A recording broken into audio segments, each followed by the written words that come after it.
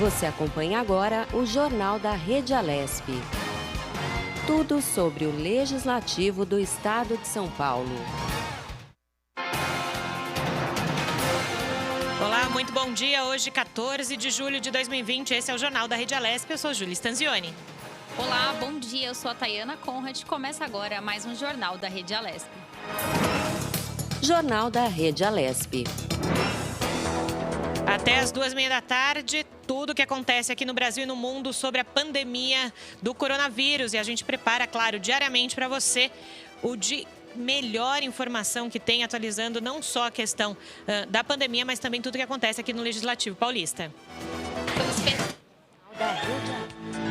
Temos entrevistas com especialistas de vários setores, parlamentares e a volta dos trabalhos no Legislativo. A plataforma digital não presencial. Tudo o que você precisa saber sobre o que está acontecendo em São Paulo, no Brasil e no mundo. Jornal da Rede Alesp. Então, a gente já vai conferir a programação das atividades parlamentares aqui no Palácio 9 de Julho, nesta terça-feira. Daqui a pouco, reunião conjunta da Comissão de Atividades Econômicas e da Comissão de Ciência, Tecnologia, Inovação e Informação. Os parlamentares acompanharão a prestação de contas da Secretaria de Desenvolvimento Econômico da secretária Patrícia Ellen. No mesmo horário, também, os parlamentares da Comissão de Educação e Cultura vão acompanhar a prestação de contas do secretário estadual da Educação, o Rocieli Soares. Jornal da Rede Alesp. Pois é, e hoje uma bancada feminina aqui. Prazer, Thay, dividir contigo hoje a bancada aqui até 2h30, muita informação. Prazer, Júlia. Pela primeira vez aqui a gente dividindo a bancada. E vamos que vamos. Pois é, e a gente tem muita informação, a gente estava falando agora das comissões, né? Desde junho voltaram as comissões parlamentares de inquérito, também as CPIs, né? Tudo sendo transmitido pela Rede Alesp de modo virtual. Os deputados estão acompanhando justamente as comissões e fazendo todo o seu trabalho aqui no Palácio 9 de Julho de modo virtual. A Rede Alesp sempre transmitindo e também todos os nossos repórteres, toda a equipe da Rede Alesp, levando para você a melhor informação, produzindo muito conteúdo que você consegue ver lá no canal do YouTube aqui da Assembleia Legislativa de São Paulo. Thay também nessa, né? Gravando bastante coisa, né, Thay? Exatamente. Todo dia gravações aí com especialistas, a gente sempre tentando atualizar você de casa de tudo que está acontecendo. E aqui na Assembleia Legislativa o trabalho não para, né? As comissões aí quase que tudo normalizado, porém de forma virtual, para garantir aí a segurança de todo mundo também, né, Júlia? E garantir também que os trabalhos continuem acontecendo aqui dentro da Assembleia Legislativa de São Paulo. E a gente começa já o nosso giro de repórteres. Ele falando agora com a gente, trazendo também o que acontece de melhor aqui na Alesp. Sérgio Everton, bem-vindo ao jornal. Bom dia, Sérgio. Seja muito bem-vindo.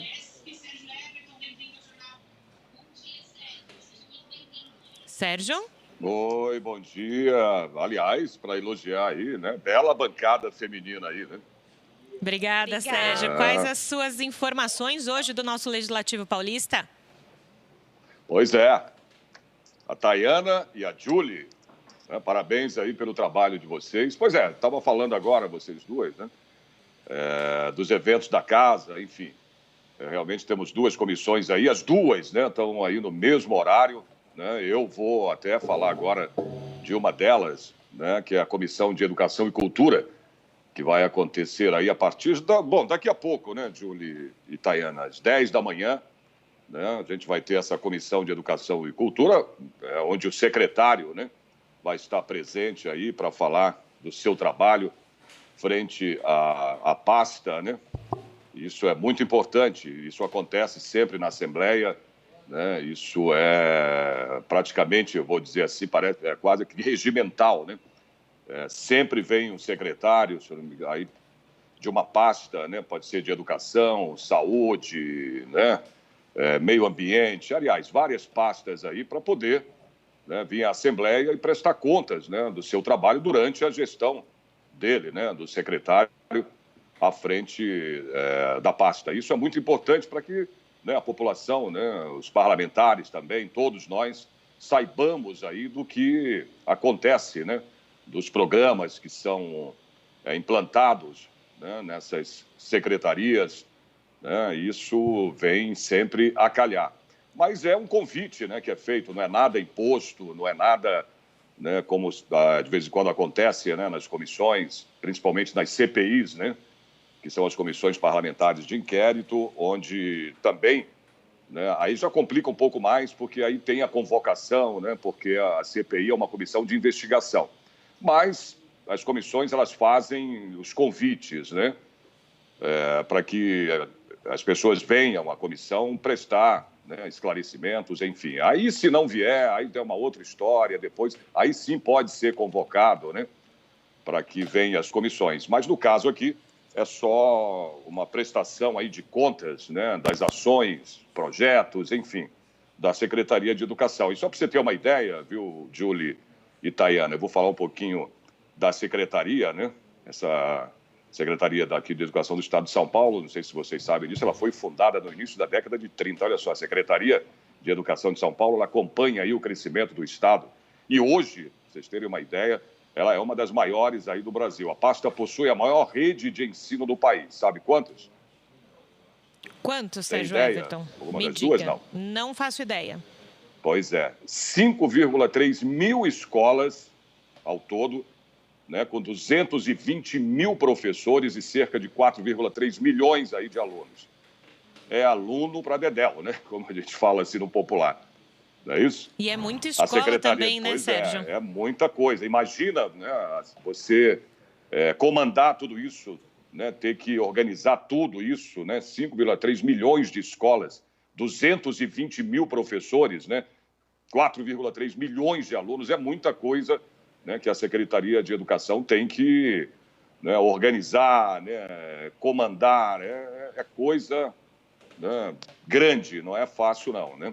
E o secretário vem hoje para falar sobre tudo isso, né? A Secretaria superou ao longo aí das últimas décadas muitos obstáculos, viu, Julie e Tayana? Venceu grandes desafios, né, como, por exemplo, a universalização do ensino básico gratuito, né? Isso é muito importante. O combate também à evasão escolar, a produção, né, do material aí de apoio pedagógico, a avaliação também de rendimentos da rede estadual e também a implantação aí da progressão por mérito e do bônus também por desempenho, né? E entre outras várias ações, né? Para você ter uma ideia aí, no universo que supera em números, né, a população do Uruguai, eu vou fazer uma comparação, né? A população do Uruguai, por exemplo, os desafios são permanentes, assim como busca por melhores resultados. Quer dizer, no universo desse, a Secretaria de Educação, ela supera em números a população de um país. Brincadeira, né? Como a do Uruguai. Não é fácil, não. Secretaria aí de Educação do Estado persegue aí uma meta para fazer do seu ensino um dos melhores do mundo. E também da carreira, claro, né, de professor, que é uma carreira das mais prestigiadas, né? Então a gente tem que dar muito valor, viu, Tayana e Julie, aos professores, né? Porque são, né, eles que ensinam a gente tem que valorizar muito os professores. E é o que a Assembleia Legislativa, em vários aí projetos, né, que acabam depois virando lei, né, eles fazem exatamente para isso, né? É uma classe que precisa ser prestigiada sempre, a classe dos professores. Então, a Comissão aí de Educação recebe, portanto, hoje, como eu falei aí no começo, né, a Comissão de Educação e Cultura, o secretário de Educação do Estado de São Paulo, o Rocieli Soares da Silva, para poder falar, né, explanar, né, a prestação de contas aí do andamento da sua gestão, quer dizer, no período dele, né, claro, da gestão dele, né, e também sobre a demonstração também da avaliação do desenvolvimento de ações, programas aí, metas, né.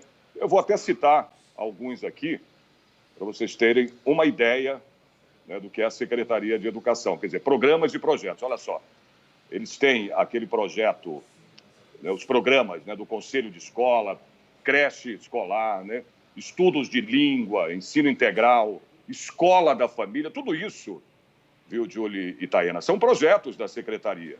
E isso é o que o secretário vem também hoje falar, né, prestar contas aí do trabalho, dos programas, das metas, né? São Paulo faz escola, por exemplo, isso é um dos programas aí, né, da Secretaria de Educação aqui de São Paulo.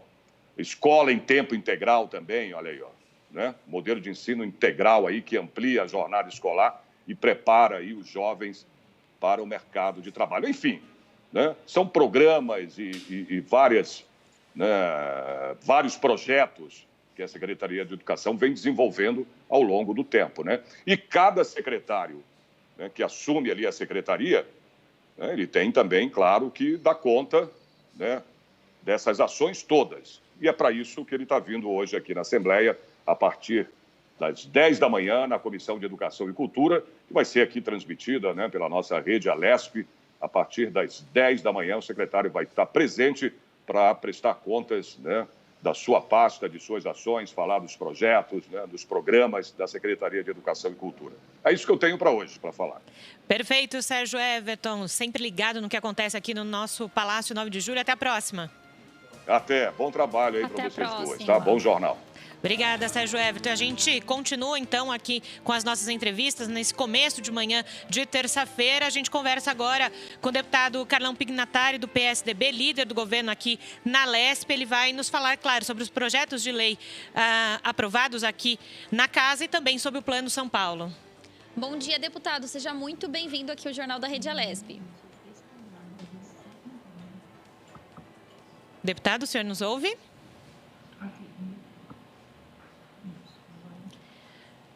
Já o deputado Carlão Pignatari falando, então, deste início, desse primeiro semestre aqui na Assembleia Legislativa de São Paulo, que foram aprovados importantes projetos de lei, até o chamado projetão, que a gente sempre falou aqui, um compilado aí dos deputados com relação ao combate à Covid-19. Então, o deputado Carlão Pignatari já falando sobre esse e também outros projetos importantes aqui na casa. Como a Thay falava no início do jornal, a casa não parou, começou a pandemia com a questão do plenário virtual, depois o início das comissões também, mais recentemente as comissões parlamentares de inquérito também funcionando na casa de modo remoto, tudo isso para que a população do estado de São Paulo continue vendo o trabalho dos deputados e que eles continuem trabalhando justamente em prol do estado de São Paulo, né, Thay? Exatamente, os deputados estão aí trabalhando para que a gente tenha uma retomada segura, né, para que a gente consiga aí retomar a economia. Então, a gente vai chamar agora, né, o deputado Carlão Pignatari. Seja muito bem-vindo, deputado. Bom dia a todos. Bom dia. Prazer falar com vocês. Prazer é nosso ter o senhor aqui no Jornal da Rede Alesp. Nós falávamos há pouco, então, para a gente começar essa entrevista, falando sobre o chamado projetão, né? Aquele conjunto de projetos dos deputados aqui da Assembleia Legislativa de São Paulo, que agora é lei, né? Eu queria que o senhor começasse falando justamente sobre esse grande trabalho feito nesse início da pandemia, esse compilado de projetos visando o bem da população.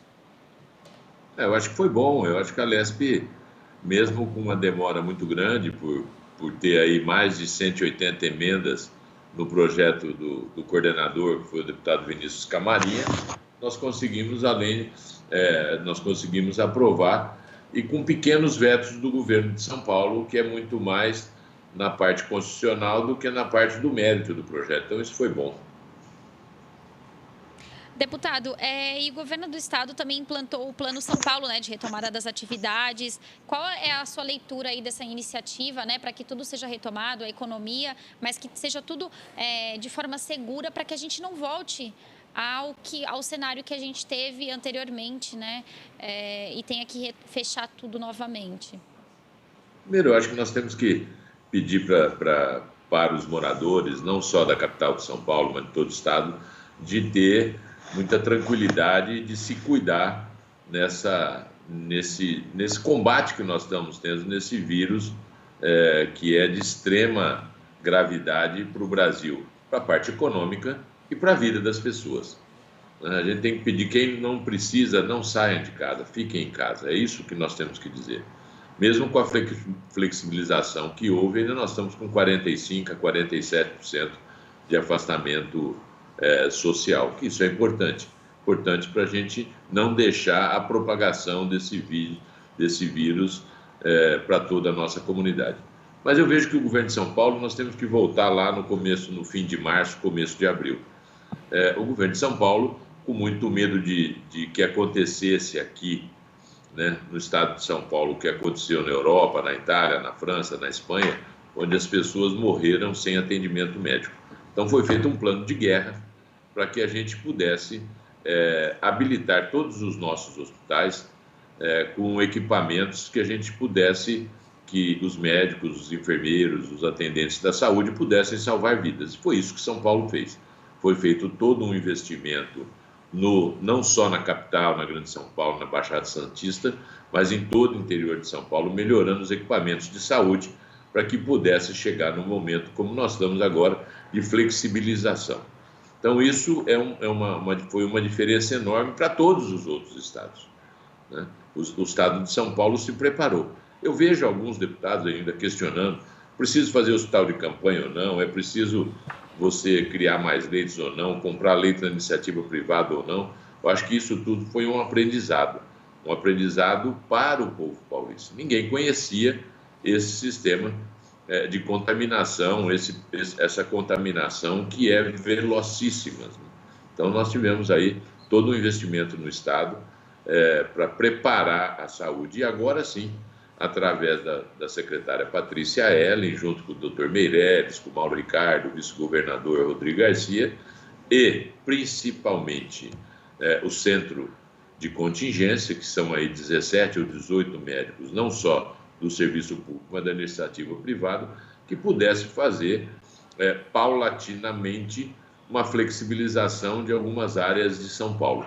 E as que ainda estão com problemas, como é a área de Ribeirão, a área de Franca, a área de Araçatuba, ainda o que o governo de São Paulo diz é que essas pessoas têm que se cuidar mais ainda, porque foi feito lá atrás, presidente prudente, foi feito lá atrás um descompromisso, às vezes, daqueles gestores de não fazer com que a população entendesse que era necessário, sim, todos nós nos precavemos. Não sair sem máscara, usar álcool em gel, o que for possível, lavar a mão várias vezes por dia, que é um hábito que não era um hábito comum, não é só para o povo brasileiro, isso é mundial. Mas eu imagino que agora São Paulo está vencendo, mas nós precisamos da ajuda da população para que se cuidem para que a gente não tenha um retrocesso e um contágio cada vez maior aqui na capital, na Grande São Paulo, na Baixada e também no interior de São Paulo. Perfeito. Deputado, falando então novamente dos trabalhos virtuais aqui da Assembleia Legislativa de São Paulo, muitos projetos sendo aprovados, projetos importantes como semana passada a questão do adiamento do IPVA e também do CADinho. Gostaria que o senhor falasse então nesses 4 meses praticamente de pandemia, a casa não parou, continuou com os trabalhos virtuais. Sim, eu acho que foi a primeira Assembleia Legislativa. Primeiro nós temos que relembrar, né? Foi a única poder do Brasil que fez a redução do seu próprio trabalho, do seu próprio salário. Eu acho que nós achávamos que isso ia ser feito nas outras assembleias. Então, hoje, o deputado de São Paulo está contribuindo com 30% do seu subsídio para diminuir a despesa do Estado nas costas, não só do cidadão, mas também para poder auxiliar a saúde de São Paulo. Segundo caso, sobre o IPVA. O IPVA, existe uma lei que foi votada num passado não muito distante, que as pessoas que não pagassem o IPVA automaticamente inseriam juros e multas em cima daquele contribuinte. Então, nós fizemos a pedido do governo de São Paulo, nós demos autorização para que o secretário da Fazenda, enquanto tiver a pandemia, possa suspender não só os prazos, mas também os juros e as multas desses cidadãos que, porventura, não conseguiram fazer o recolhimento do seu tributo pelo Detran estar fechado, por não ter tido, às vezes, até condição financeira. Eu acho que foi de extrema importância.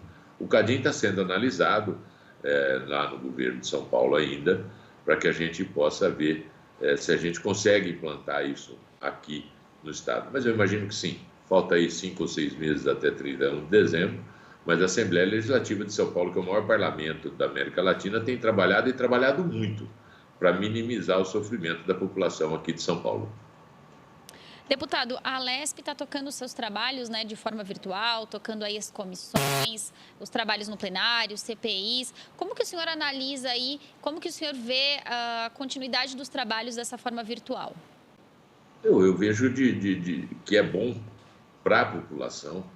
Nós não podemos esquecer de fazer um cumprimento ao presidente da Assembleia, aos funcionários que conseguiram, em pouco tempo, se ao presidente e à mesa diretora, ao Milton Leite, ao Enio Tato, ao presidente Cauê Macris, que conseguiu montar o sistema para que a gente pudesse discutir e continuar trabalhando quase que normalmente. Tem uma intenção agora de votar no começo de agosto, presencial, mas ainda está em estudos pela Assembleia Legislativa e pela mesa diretora se nós vamos fazer isso ou não. A determinação que o presidente Cauê quer fazer, eu imagino que se tiver condições sanitárias para que a gente possa voltar ao trabalho presencial, todos nós voltaremos. Então, nós temos que ter muito cuidado agora. Eu imagino que está funcionando e funcionando muito bem o parlamento na Alesp virtualmente, né? Os seus deputados estão nas suas áreas, nas suas bases, cada um com seus compromissos. E vou dizer uma coisa, eu tenho 2 mandatos de deputados, eu estou no 3º, eu nunca vi tanta gente, tantos deputados participando de tantas votações como nós tivemos agora com um quórum altíssimo. Quase todos os projetos foram votados com 80, 88, 90, até 92 deputados. São muito poucos momentos que nós vimos isso na Assembleia Legislativa. E até dentro disso, deputado, que o senhor falou, né, do quórum, essa questão presencial e virtual, o senhor acha que poderia ou poderá, num pós-pandemia, quando as coisas voltarem ao normal, ter essa mescla do presencial e do virtual? Digo por quê? Porque, como o senhor falou, muitos deputados têm a sua base no interior e conseguem, de modo virtual, participar das comissões e das votações. Poderia ser um novo modo também, essa questão presencial com o virtual? Eu imagino que sim, não mescla.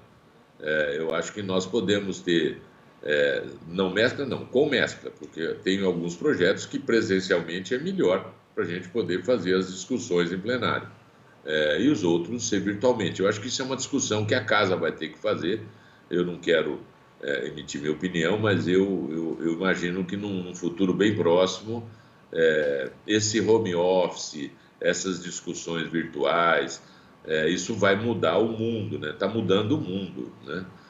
As pessoas hoje podem fazer da sua casa um atendimento a qualquer cidadão, home office ou virtual. E podemos também discutir vários projetos que a gente possa juntos definir o que é melhor. Aí isso é uma discussão que a Assembleia Legislativa vai ter que ter e que eu espero que tenha muito rapidamente.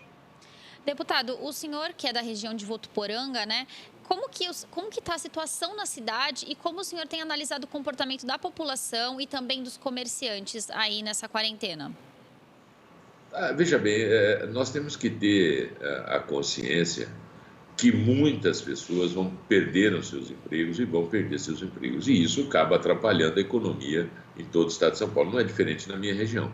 Os pequenos comerciantes que não conseguiram, ficaram aí 60, 70 dias sem abrir as suas lojas. Eu tenho comércio, nós estamos aí há praticamente quase 100 dias sem faturamento, que isso atrapalhou, né? Mas a população, no fim, acabou entendendo. Quando começa a chegar perto de você a doença, você tem uma consciência cada vez maior. Então, hoje, qualquer pessoa, quase todas as pessoas, infelizmente, tiveram nas suas famílias ou amigos próximos que perderam com esse vírus Covid-19 e que isso acabou trazendo uma consciência muito maior. Mesmo algumas pessoas negando o contágio, que são pessoas que não têm responsabilidade com a vida, que falam só de política, isso eu fico muito entristecido com isso, né? Mas a gente tem que saber que a grande parcela da população, da comunidade, entendeu e está cumprindo o seu papel. O que eu espero que agora, com as aberturas, principalmente aqui em São Paulo, de parques, de academia, as pessoas se cuidem cada vez mais. A nossa região é uma região que não chegou a vermelhar nenhuma vez. Nós estamos sempre, quando foi feito já o Plano São Paulo, nós já entramos no laranja e não conseguimos evoluir para o amarelo ainda, mas ainda estamos no laranja pelos grandes investimentos que os hospitais da nossa região fizeram. Não só o HB de São José do Rio Preto, a Santa Casa de São José do Rio Preto, o Hospital do Jaci, do Frei, mas a Santa Casa de Votuporanga, Fernandópolis, Jales de Santa Fé, todas elas fizeram investimento no combate para poder preparar aquele hospital, aquele nosocômio, para poder fazer um atendimento da melhor maneira possível aos nossos doentes que porventura chegaram. O governo de São Paulo, em momento algum, nos abandonou. Nós tivemos aí quase 100 equipamentos de respiradores indo para a região. Essa semana vai mais 20, aonde a Prefeitura de São José do Rio Preto fez uma compra de um hospital do Frei, ali em Jaci, que é muito próximo a São José do Rio Preto, porque a interiorização da doença, que era o que os médicos do centro de contingência aqui de São Paulo falavam desde o começo, chegou, né? Hoje nós estamos lá muito próximos de 90% dos nossos leitos de UTI ocupados. Mas hoje a Santa Casa de Votuporanga está abrindo 8 novos leitos, começou a funcionar ontem, e agora a Prefeitura de Rio Preto comprou mais 20 leitos. Então, além do grande investimento, nós temos quase 200 leitos de UTI na região de São José do Rio Preto. Então, é um número grande, mas que está acontecendo, infelizmente, um número alto de óbitos de pessoas com comorbidade ou pessoas que não se cuidaram e acabaram tendo o agravamento da doença e que mesmo com o socorro médico que tiveram, não conseguiram salvar suas vidas. Mas eu espero que agora, com esses leitos que abriu em Votuporanga, com esses outros 20 que o município de São José do Rio Preto comprou, nós temos aí um atendimento melhor para a nossa população e que a gente continue evoluindo, mas o contágio ainda está muito alto no interior de São Paulo, muito menor do que na capital, na Grande São Paulo e na Baixada. E isso é muito preocupante. Perfeito, ex-deputado Carlão Pignatari. Quero agradecer ao senhor, então, por abrir um espaço aí na sua agenda para falar com a gente aqui no Jornal da Rede Alesp. Um abraço a todos e estou sempre à disposição para que a gente possa falar e discutir um pouco os problemas de São Paulo e da Grande São Paulo e de todo o estado de São Paulo. Um abraço a todos. Abraço, deputado. O deputado Carlão Pignatari, que é o líder do governo aqui na Assembleia Legislativa de São Paulo. Só 2 destaques dentro daquilo que ele falou. Ele falou sobre a questão dos hospitais de campanha. Lembrando que o Hospital de Campanha do Ibirapuera vai receber pacientes, então, do interior de Campinas, do interior da cidade de Campinas. E essa questão da consciência, né, que o deputado Carlão Pignatari falava, mesmo com a reabertura de parques e afins, academias, e essa retomada, as pessoas precisam continuar com a consciência de se cuidar, né, Tayana? Exatamente, foi igual o recado que ele deu, né? Se você não precisa, não saia de casa. Quem precisar, saia, mas saia com os cuidados. Realmente, faça apenas o essencial. Quem precisa trabalhar, precisa do supermercado. De resto, gente, vamos ficar em casa. É a nossa hashtag desde sempre aqui no Jornal da Rede Alesp, fique em casa. E falando em Jornal da Rede Alesp, a gente continua com muita informação para você que está aí em casa. Agora a gente conversa com a nutricionista Camila Padilha. Ela vai nos falar da importância, então, da alimentação hospitalar, claro, para pacientes com coronavírus. Bom dia, Camila, tudo bem? Seja muito bem-vinda aqui ao Jornal da Rede Alesp. Obrigada. Doutora, eu queria começar perguntando para você qual seria a rotina de alimentação, né, para pacientes que estão com Covid-19. Bom, pensando em meio intra-hospitalar, a alimentação dentro do hospital já é muito equilibrada, né? Tem uma boa oferta de vegetais, a gente prioriza também a oferta proteica, é balanceado na questão de nutrientes e afim. Pensando também já num paciente que está em casa, a gente tem que seguir mais ou menos essa mesma linha, né? Lógico que o isolamento acaba atrapalhando um pouco a rotina domiciliar em alguns casos, né? Mas o que é importante, tentar estruturar a dieta de uma maneira que o paciente, o infectado, ele tenha acesso à alimentação fracionada, né? Não deixar de se alimentar, embora tenha esse apetite, tenha essa mudança de paladar, comer meio por obrigação, né? De certa forma, né? Porque senão acaba debilitando mais. Priorizar, assim, o consumo de proteína.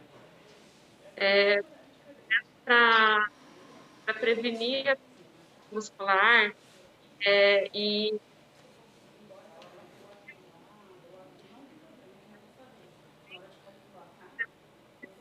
fase mais aguda da doença, as reservas podem enfrentar. É muito importante manter a hidratação, o paciente Covid, ele tem a tosse seca, então manter a mucosa hidratada é muito importante.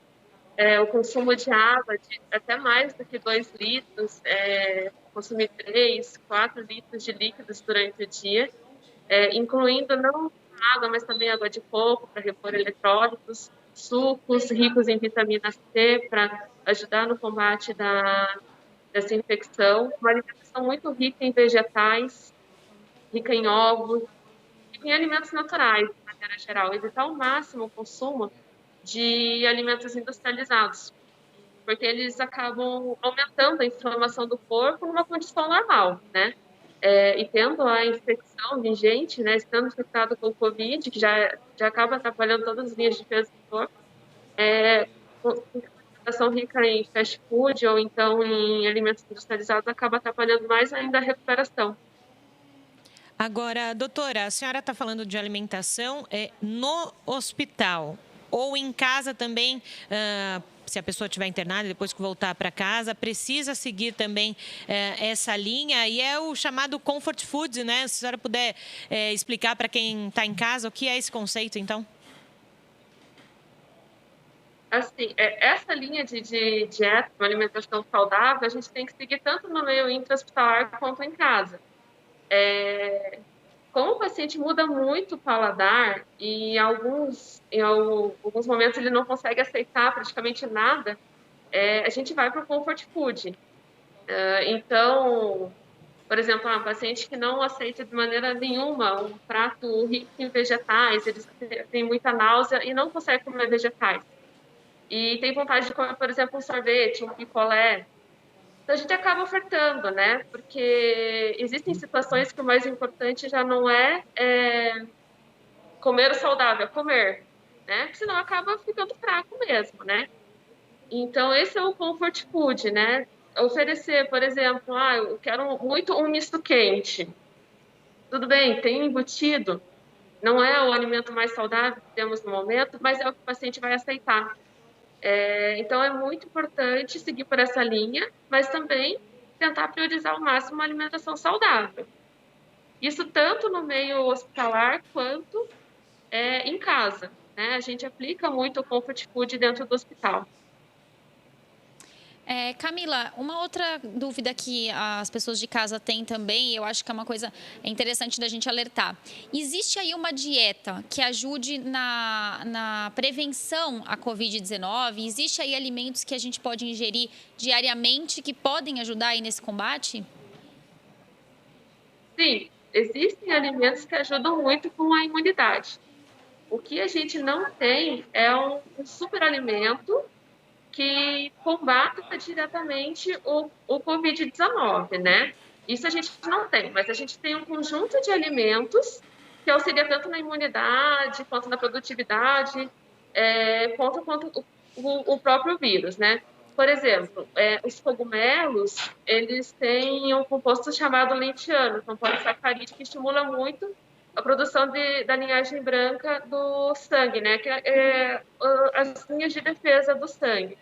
Então, o consumo de cogumelos acaba ajudando bastante com a imunidade.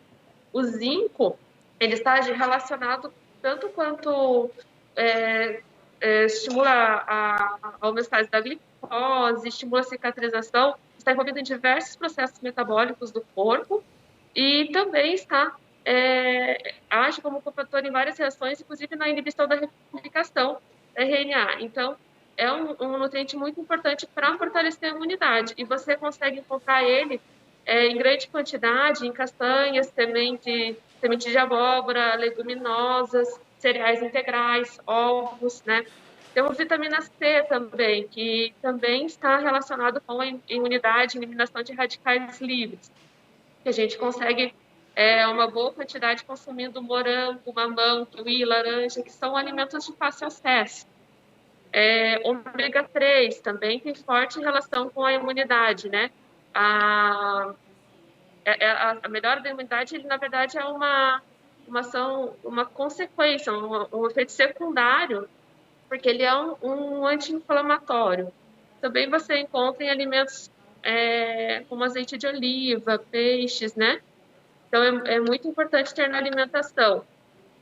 vegetais verdes escuros. É riquíssimo em carotenoides, tem magnésio, tem potássio, tem todo o complexo B que está envolvido tanto em processos de defesa, quanto produção de serotonina, de melatonina, interferindo também numa boa resposta imunológica, né? E inúmeros alimentos, né? Depois a gente fala do alho, de todas as frutas vermelhas e roxas, né? Consumidas frescas e com casca.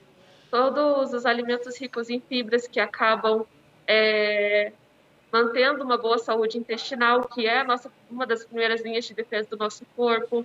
O próprio cacau, o café, a pimenta, a cúrcuma. Então, todos esses alimentos, eles agem dentro do sistema imunológico. Eles não têm uma ação específica contra o vírus, mas eles fortalecem as nossas linhas de defesa. Então, é muito importante consumir tanto de maneira preventiva, quanto durante o tratamento, a recuperação do Covid, né?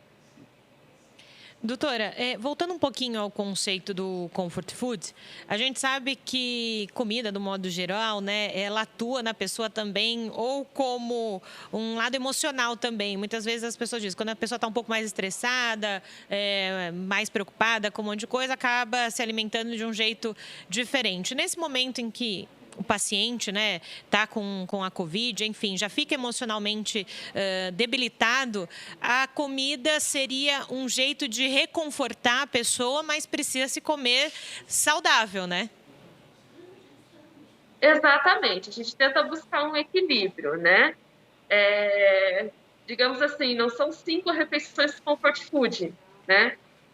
Também depende do comfort food. Tem pessoas que o comfort food é uma banana assada com canela, que é super saudável, né? Para outras pessoas, um comfort food é um hambúrguer, né? Com bastante queijo, com bacon, né? Então, depende do que é o comfort food para essa pessoa. A gente pode oferecer mais vezes, né? Ou não, fazer algo mais equilibrado durante o dia. Mas é tranquilo, sabe, de associar, porque quando o paciente consome um alimento que dá conforto, né, o fator emocional já ajuda bastante para até mesmo abrir o apetite e estar disposto a tentar se alimentar com outros alimentos, né, afins. Perfeito. Essa é a doutora Camila Padilha falando então sobre essa questão nutricional nesse momento da Covid-19. É muito interessante, né, Tayana, o quanto uma coisa está ligada à outra. Essa questão do bem-estar também passa pelo que a gente come, pela mesa, né, Tayana? Exatamente. E eu até fiz essa pergunta quanto à questão dos alimentos que podem ajudar aí na imunidade. Por conta da questão também que a gente vai ter a retomada, né, das crianças nas escolas. Então, é uma coisa que realmente é interessante a gente saber o que a gente já pode ir mudando aí na rotina das crianças também, e na rotina de todo mundo, para a volta aí, a nossa retomada aos trabalhos, retomada também nas escolas, né, Camila? Até se você tiver dicas aí do que a gente pode fazer contra a alimentação das crianças também, para ajudar nessa imunidade, puder falar aí o que a gente pode começar a mudar na rotina alimentar, né, seria bem interessante. Essa questão do home office, do isolamento social, fez com que as pessoas pensassem muito na alimentação e no estilo de vida de maneira geral, né? Que elas passaram a perceber que na verdade, tudo é um ciclo, né? Para você ter uma boa imunidade, uma noite bem dormida, né? Ter um bom sono, ter uma boa alimentação, ter atividade física.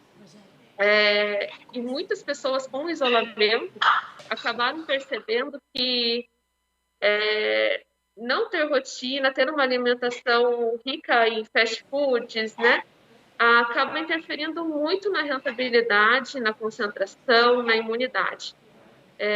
Estão procurando saber mais sobre isso. De certa forma, fico muito feliz, né, que isso esteja acontecendo, mas para atingir isso, diante de tanta facilidade, para ter alimentos que estão industrializados, chocolates, doces e afins, o importante é ter rotina, é ter organização. Então, primeiramente, não ter fácil acesso ao que é rico em açúcar, ao que é rico em gordura. Então, evitar de ter em casa salgadinhos, chocolates, né? Isso vale não só para esse momento, mas para ad eterno, sabe? E organizar, né? Domingo, né, é um dia que o pessoal descansa, mas é importante começar a planejar a semana, né? Então, ter frutas em casa, né? Preparar para as crianças, deixar à vista frutas, ter castanhas em casa, preparar em potinhos e deixar sempre à vista, vegetais, incentivar o consumo de temperos naturais, tudo isso dentro da alimentação em casa e levar isso para casa, porque muitas vezes as crianças elas têm até mesmo vergonha de levar uma banana, por exemplo, para cá, para a escola, uma maçã, por ser algo, de certa forma, simples, mas é muito nutritivo. E elas não entendem a importância disso. Então, é muito importante explicar para a criança que aquilo lá é muito rico em nutrientes, que vai afetar na concentração, que vai afetar na saúde dela. Entender que aquilo ali é um alimento legal, né? Porque é isso que é importante, porque as crianças associam uma embalagem colorida, de um chocolate, de um bolinho industrializado, a algo feliz, a algo legal. Então, é importante os pais inserirem na alimentação as frutas, os vegetais como algo legal, decorar o prato, fazer marmitinhas com sanduíches com carinhas, feliz, com cortar frutas na forma de estrelinha, para ela também enxergar esse alimento saudável como um alimento legal. E isso vale também para os adultos, né? Já não tendo tanta necessidade de fazer a alimentação de uma forma lúdica, né? Mas de organizar e ter acesso a alimentos saudáveis, né? Por exemplo, na minha casa, o meu marido está em home office, ele montou o escritório e tem fruta do lado, e tem castanhas, né? É a questão do acesso, né? Ele tem perto dele alimentos Doutora saudáveis. Camila. Isso facilita bastante. Doutora Camila, só um minutinho, porque você acompanha a partir de agora a transmissão da reunião de Comissão de Educação e Cultura, onde será apresentada a prestação de contas do secretário de Educação, o Rocieli Soares, referente à sua gestão. Você continua assistindo ao Jornal da Rede Alesp pelo nosso canal do YouTube. Fique agora, então, com a Comissão de Educação e Cultura.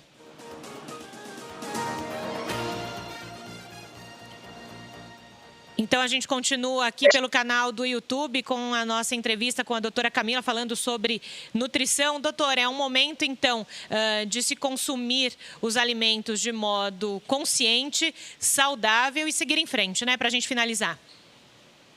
Exatamente. Isso tem que ser para a vida, né? Não só para esse momento. É um momento de reflexão, de mudanças, né? Mas é o que eu sempre falo, né? Sempre procurar desembalar menos e descascar mais. Esse é o segredo para a alimentação saudável, né? E, assim, tudo que tem muita propaganda, tomar cuidado, né? Ninguém faz propaganda de alface. Alface é saudável, né? A gente não vê isso. Porque a alface é saudável e se vende sozinha. Então, o alimento saudável, ele não precisa de muita propaganda, porque ele tem benefícios por natureza própria, né? E seguir essa linha. Perfeito, então. Se hidratar muito bem, né? Perfeito, então, doutora Camila. Muito obrigada pela sua contribuição hoje aqui no Jornal da Rede Alesp. Obrigada, Camila. Obrigada. Sempre muito importante a alimentação saudável, mesmo que a gente queira comer algumas coisas fora da curva, né? Como a doutora Camila acabou de falar. A gente continua falando, então, sobre os trabalhos aqui na Alesp. Os deputados da Casa elegeram presidente da CPI da Segurança de Clubes Desportivos. Eleito por unanimidade, o delegado Olim, do PP, será responsável por coordenar as investigações.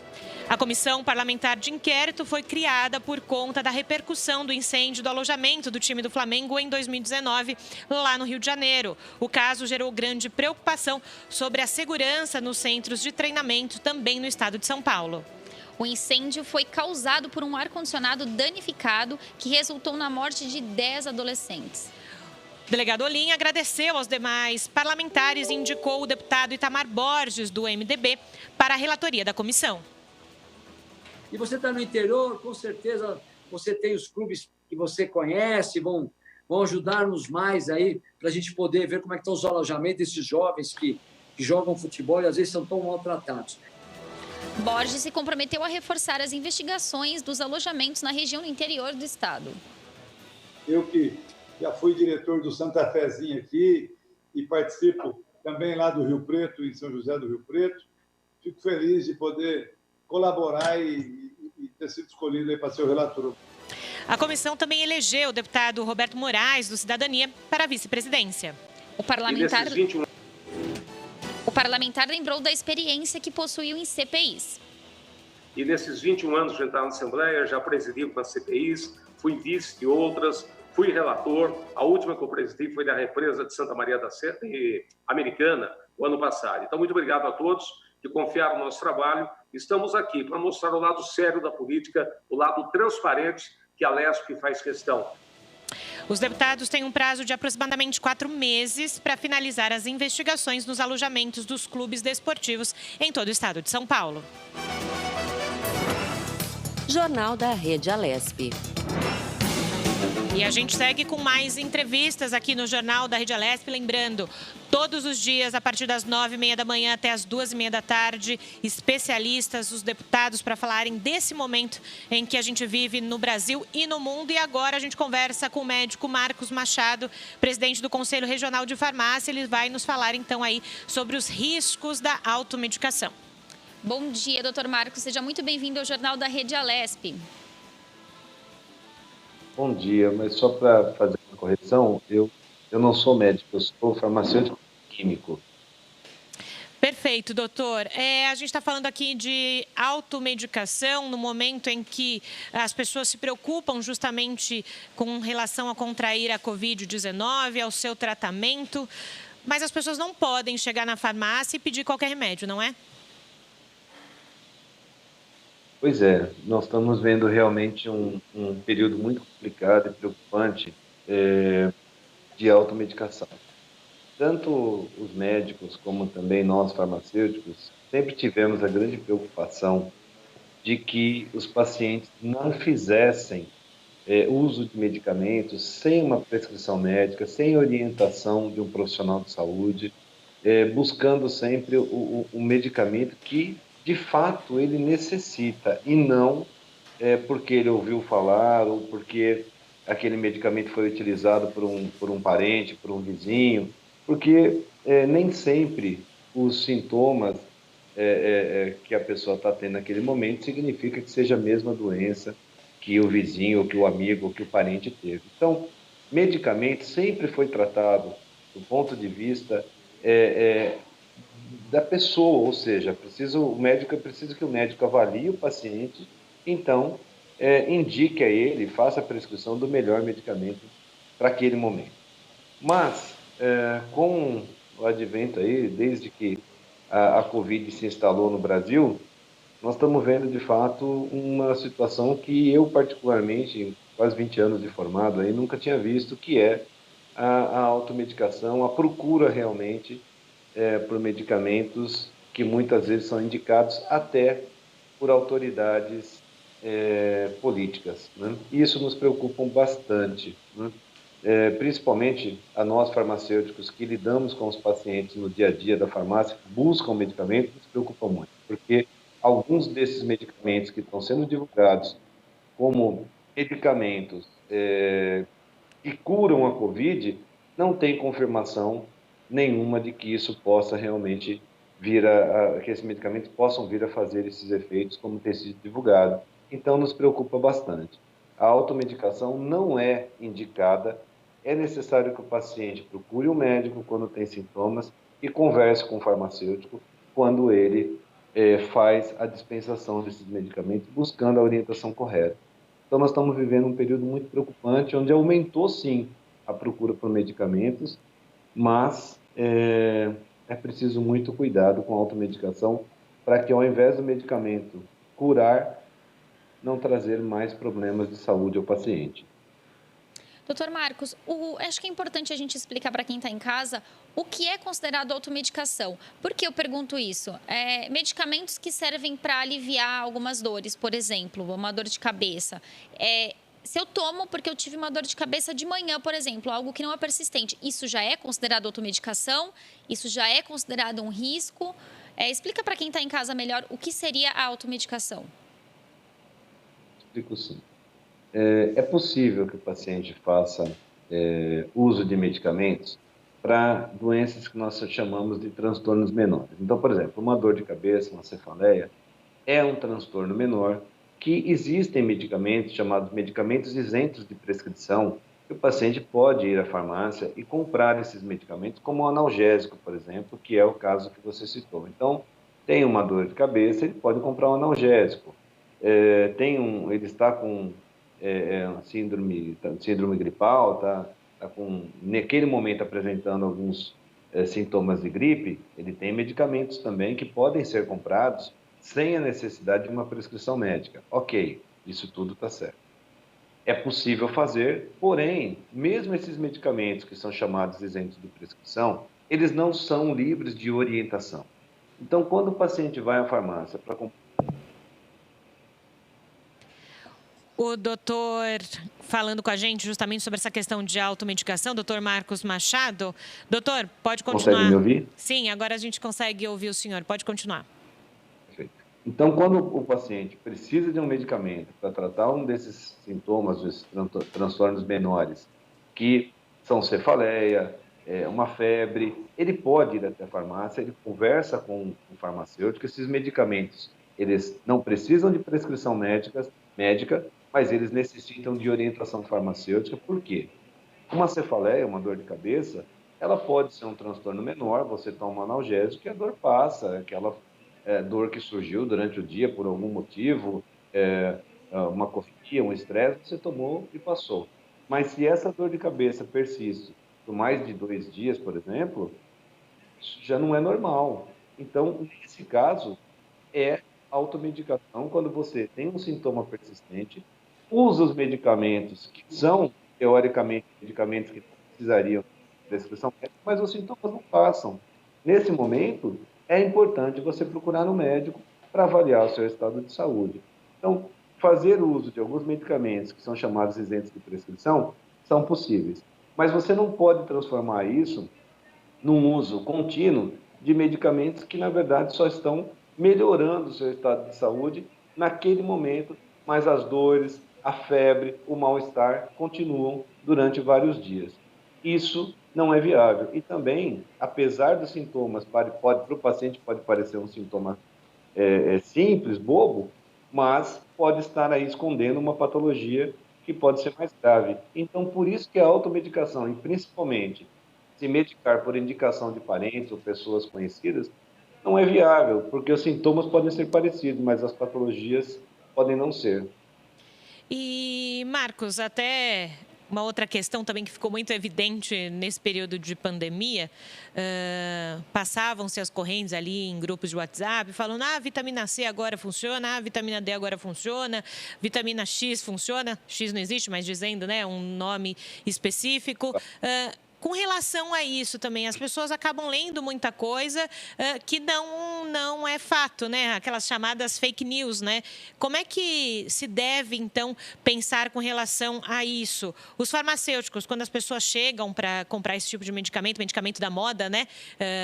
Podem orientar, devem orientar? Como é que tem que ser isso? Tem a obrigação de orientar. O farmacêutico tem a obrigação de orientar. Houve, sim, um aumento muito grande na procura e na venda de vitamina C, houve procura por vitamina D, outros polivitamínicos também, zinco. Tanto a vitamina C quanto a vitamina D e também o zinco, eles têm, sim, ação no sistema imunológico. Claro, vitamina C é utilizada, por exemplo, para gripe normal. Então, essas vitaminas, elas têm, sim, efeito benéfico no sistema imunológico e não são medicamentos de prescrição, tudo bem. Então, podem ser utilizados, mas cabe sim orientação. Para alguns pacientes, por exemplo, altas doses de vitamina D são desaconselháveis. Vitamina D não é simplesmente uma vitamina, como, por exemplo, vitamina C. É preciso orientação médica para a utilização de vitamina D. Não deve se utilizar de qualquer forma. A vitamina C, embora seja aí muito utilizada no dia a dia, também não deve ser utilizado mais do que a dosagem é normal do que se tem 1 grama por dia, está ótimo. Então, não adianta os pacientes irem correndo às farmácias, comprar esse monte de medicamento e tomarem de qualquer forma como se isso fosse a solução e resolver o problema do Covid. Não irá. Então, e mesmo essas vitaminas, cabe orientação do farmacêutico, né? O farmacêutico tem a obrigação de orientar o paciente como ele deve utilizar, de que forma isso deve ser feito, e verificar também se ele toma de forma adequada no seu dia a dia. Não adianta eu tomar vitamina C hoje, daqui a 3 dias, 4 dias, também não vai resolver, né? Então, alguns medicamentos que tiveram seu aumento de consumo nesse período de pandemia, eles podem ser utilizados. Agora, dentro desses medicamentos que tiveram seu aumento de procura, né, de consumo nesse período, houveram medicamentos aí, como, por exemplo, a hidroxicloroquina, que isso nos preocupou bastante, né? É um medicamento de prescrição médica, não é um medicamento comprovadamente que possa trazer benefícios para quem tem Covid, assim como nós estamos vendo agora também o aumento da ivermectina, que é um antiparasitário e que, como você disse, todo dia tem notícia nas mídias e parece que o paciente, ao tomar um comprimido de ivermectina, ele está imune para o resto da vida contra a Covid. Não é nada disso, nada disso. Então, é preciso que as pessoas tenham um pouco de calma. Se tiverem sintomas ou, de fato, um diagnóstico de Covid, procurem um médico para orientação, para que o médico possa fazer as prescrições dos medicamentos adequados. Possivelmente, se o paciente não desenvolve sintomas, talvez ele não precise nem de medicação. Então, é preciso muita calma nesse momento em que, inclusive, personalidades políticas aparecem divulgando medicamentos na televisão. Será que o paciente precisa do medicamento? Medicamento, ele tem que ser avaliado caso a caso, é por paciente. Se o paciente não tem sintoma ou não tem doença, por que entrar com medicação? Então, o uso racional significa utilizar o medicamento necessário, na dose necessária para aquele paciente, por um período específico, para aquela doença prescrita pelo médico, e se necessário. Medicamentos não são produtos inertes, eles ajudam na saúde, mas eles também trazem problemas se utilizados de forma inadequada. Doutor Marcos, aqui na Assembleia a gente tem muitos projetos de lei que alertam as pessoas sobre a automedicação, né? Tramitando aqui na casa também sobre descarte de medicamentos, né? O que o senhor tem para falar sobre isso, sobre esse importante ponto que a casa trabalha também e também sobre o descarte de remédios, né? Sobre isso, primeiro eu queria também dar aqui um abraço no deputado Márcio da Farmácia, que tem sido um grande parceiro aí dos farmacêuticos, da farmácia em geral, e levado realmente algumas propostas, alguns temas de debate muito importantes.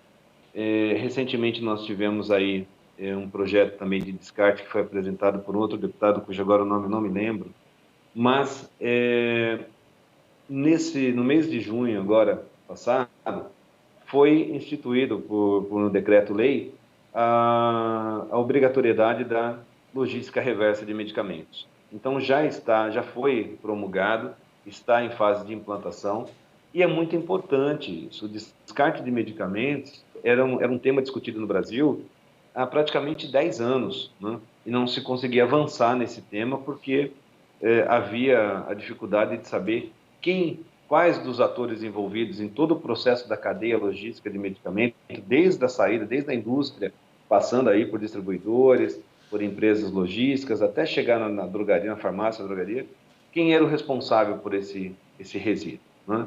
E agora se definiu isso claramente na legislação e tem um período de implantação, mas as farmácias vão recolher esses medicamentos utilizados, as embalagens também, né, para que seja dado destinação final. Isso é muito importante. E apesar do decreto estar já aprovado e isso vai entrar em vigor, enquanto isso não se efetiva, é muito importante que as pessoas que estão assistindo ao vídeo hoje, essa entrevista, que Quando tiverem medicamentos vencidos ou não vão mais utilizar porque comprarem em quantidade maior do que precisavam, não vão acabar não utilizando, não joguem isso no lixo comum, nem em descarte no vaso sanitário.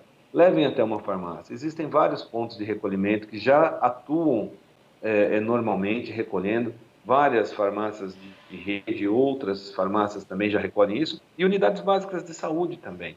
É uma questão de olhar na internet o ponto de recolhimento mais próximo. Todavia, a partir de agora, isso se torna obrigação por lei e acredito que nos próximos anos nós teremos aí uma virada muito importante nisso, que talvez a comunidade, as pessoas não entendam, né? Não vejam isso como um problema, mas é um problema sério. Descarte de medicamentos, dependendo do medicamento no meio ambiente, traz um prejuízo ao meio ambiente e às pessoas enorme. Então, a aprovação desse decreto foi muito importante. Acredito que nos próximos anos nós vamos ver uma melhora em toda a captação e também destinação final desses medicamentos. Perfeito, Marcos Machado, então, presidente do Conselho Regional de Farmácia. Queria agradecer, então, pela sua contribuição hoje aqui no Jornal da Rede Alesp. Eu que agradeço a vocês pelo espaço, ao nosso Conselho Regional de Farmácia, aos farmacêuticos, e alertar a população. Apesar de toda essa carga de informações que tem vindo, procure um médico e, na dúvida, converse com o farmacêutico. Ele está apto a orientá-los para que não use o medicamento de forma aleatória ou incorreta. Então, muito obrigado aí pelo espaço. Obrigada a você. O Marcos falava agora há pouco com relação aos projetos mais recentes, né? A nossa repórter Melissa Araújo, sempre muito bem informada, falando que esse projeto mais recente é da deputada Janaína Pascoal do PSL, mas que aqui na casa tramitam cerca de 20 propostas com relação a esse tema que a gente acabou de discutir por aqui. Tayana?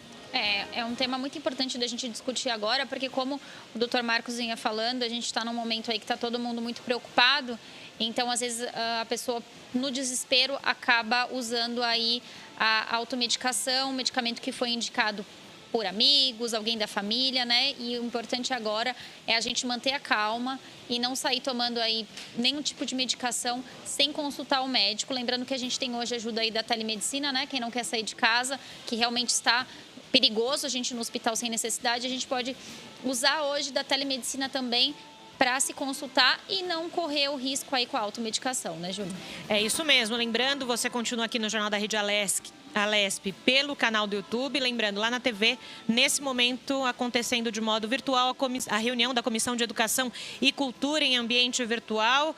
O secretário estadual de Educação, Rocieli Soares, falando com os deputados nesse momento, apresentando, então, uma linha do tempo desde que se iniciou a pandemia com relação ao que foi feito na pasta da educação, o que está sendo feito, falando sobre centro de mídias. Então, nesse momento, na TV, a Comissão de Educação e Cultura. E a gente segue por aqui no Jornal da Rede Alesp no YouTube, falando de mais importantes eventos aqui na Alesp. Por meio de emenda parlamentar viabilizada pelo deputado Jorge Wilson, xerife do consumidor, a Secretaria Municipal de Saúde de Atibaia vai receber uma verba no valor de R$100 mil. O recurso deverá ser utilizado para auxiliar nas despesas de manutenção das unidades de saúde, bem como também no atendimento e tratamento de pacientes com a Covid-19 e outras enfermidades. O investimento na saúde deve ser constante e sempre foi um dos principais pilares na atuação do parlamentar. E ele que ressaltou o parlamentar. Agora, em meio à pandemia, disponibilizar recursos aos municípios tornou-se vital. As pessoas precisamos focar todos os nossos esforços para auxiliar na área da saúde, ressaltou aí o parlamentar, né? Jornal da Rede Alesp.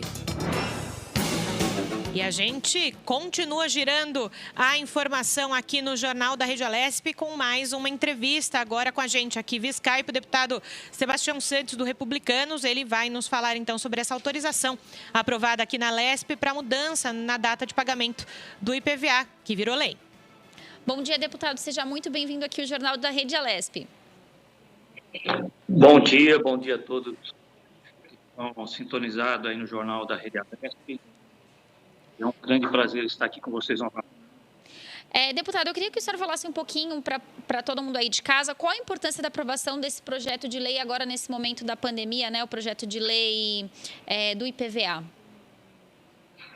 Olha, é muito importante porque muitas pessoas que compraram seus carros, carro zero, tinham uma preocupação porque o imposto devido a que esse novo veículo pudesse vir para cá, tivesse lá o multi, para que ele pudesse transitar, ele, por causa da pandemia, ele ficou paralisado. Então, o Detran, estando fechado, nós temos a dificuldade de estar fazendo a lacração da placa, de pegar o documento para poder tramitar esse carro nas vias públicas. Então, o que acontece? As pessoas elas ficaram muito preocupadas. Eu comprei meu carro, eu não tenho como documentar. O que eu faço? Deixo na garagem? Compro agora? Qual é a atitude que eu tomo? Então, o governador ele se dispôs a modificar uma lei já existente, que define aí pela Fazenda a cobrança de recursos sobre veículos automotores, e nós, da Assembleia Legislativa, de pronto, já aprovamos que as pessoas terão um prazo até o início, novamente, de todo o trabalho do Detran, dos órgãos competentes, como também terão não acréscimo a nenhum desses impostos. Então, eu comprei um carro em março, então nós estamos em julho, então teria multa, teria acréscimo. Então, tudo isso foi retirado. Então, a pessoa vai pagar, no momento em que reabrir os órgãos competentes, ela paga o valor que ela iria pagar em março. Então, isso ajudou muito a população, e quem comprou seu carro zero hoje está sendo beneficiado por esse posicionamento do governo estadual, porque não poderia ser diferente, né? Agora, deputado, lembrando, né, que não é a dispensa do pagamento, né? A prorrogação, suspensão, como o senhor falou, nesse momento tão difícil. E por aqui existem outros projetos tramitando na casa com relação a esse tipo de serviço para a população? Olha, existem vários projetos tramitando e eu acho que nós vamos ter que nos adequar. Eu tenho trabalhado muito em cima da questão do pedágio. O pedágio, nesse momento, ele está interferindo muito na vida do paulistano, porque eu preciso levar uma pessoa, transportar uma pessoa para fazer um exame, né? Eu sou obrigado a pagar o pedágio, só que, por outro lado, se eu tenho um comércio, e se esse comércio estiver dentro do shopping, os shoppings no interior estão todos eles fechados. Então, como eu faço para arrecadar recursos para poder pagar impostos ao governo do Estado de São Paulo, que, nesse momento, interfere na minha vida específica? Então, eu acho que não só isso, mas a questão também se as lojas que vendem roupa estão fechadas, as magazines, as lojas que vendem produtos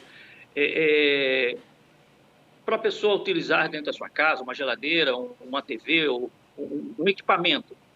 Se essa loja está fechada, por que motivo essa pessoa é obrigada a pagar os impostos devidos? Né?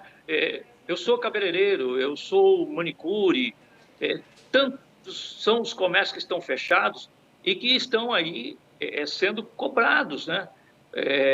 De forma totalmente equivocada. Eu acho que o decreto ele define de cima para baixo.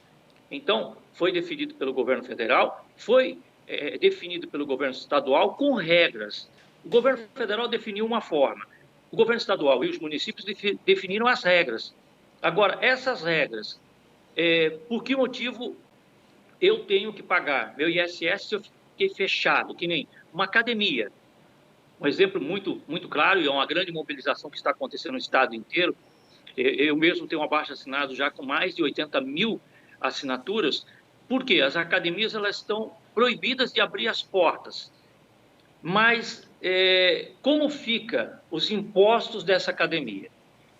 Então, são ações que nós estamos fazendo no estado de São Paulo em prol da população e lutando para que os impostos venham... ótimo, eu trabalhei quantos meses? Eu trabalhei 2 meses. por que motivo eu vou pagar o ano inteiro se eu não trabalhei os outros meses? Então, nós estamos fazendo um grande debate com as secretarias de governo, principalmente com a Secretaria da Fazenda do Governo do Estado de São Paulo e também com o próprio governo, para que ele se sensibilize e mande para a Assembleia Legislativa do Estado de São Paulo outros projetos de lei que nós possamos aprovar em tempo recorde para beneficiar a população nesse momento tão difícil. Deputado, ainda falando em benefício à população, né, o famoso projetão, né, o 350 de 2020, que é esse compilado de emendas dos parlamentares, agora justamente é lei. Inclusive, o senhor tem uma das emendas aprovadas nesse projeto. Gostaria que o senhor falasse sobre essa questão, que foi uma grande movimentação aqui da Assembleia Legislativa em prol da sociedade. Foi um projeto que foi debatido, na verdade, e foi levado ao conhecimento no país inteiro, né? Foi um exemplo. Só que nós não podemos parar só pelo que aconteceu. Nós temos que avançar. Esse projeto ele trouxe benefício a algumas categorias e que, infelizmente, acaba sofrendo aí muitas vezes veto de parte dele do governador. Outros itens que acabam vindo a DINs, mas nós precisamos nos preocupar, como que nem a questão à mulher. A mulher dentro de casa hoje, ela é uma empregada doméstica, então ela não está indo trabalhar. O marido é um pedreiro, é um pintor, não está indo trabalhar, então ficam os dois dentro de casa. Ela passa, muitas vezes, ali no convívio, as pessoas não estão acostumadas a ficar muito próximas e passa a ter agressões. Como fica essa situação, né? Então, nós fizemos aí um dos itens específico para quê? Para a proteção da mulher. Proteção também necessária nesse momento, mas nós precisamos ajudar a população. A população, querendo ou não querendo, os idosos não aguentam mais ficar dentro de casa, entende? Os idosos... eles estão cerceados do seu direito de ir e vir. Eles não podem ir numa praça, eles não podem ir num lago, eles não podem... muitos deles não podem ir até o médico. O médico, muitas vezes, está indo até a casa deles. Então, são situações extremas que estão acontecendo num país que está se tornando idoso. Você definir que as pessoas com 60 anos não podem estar saindo de casa, não podem ir no mercado, não pode isso, não pode... É difícil.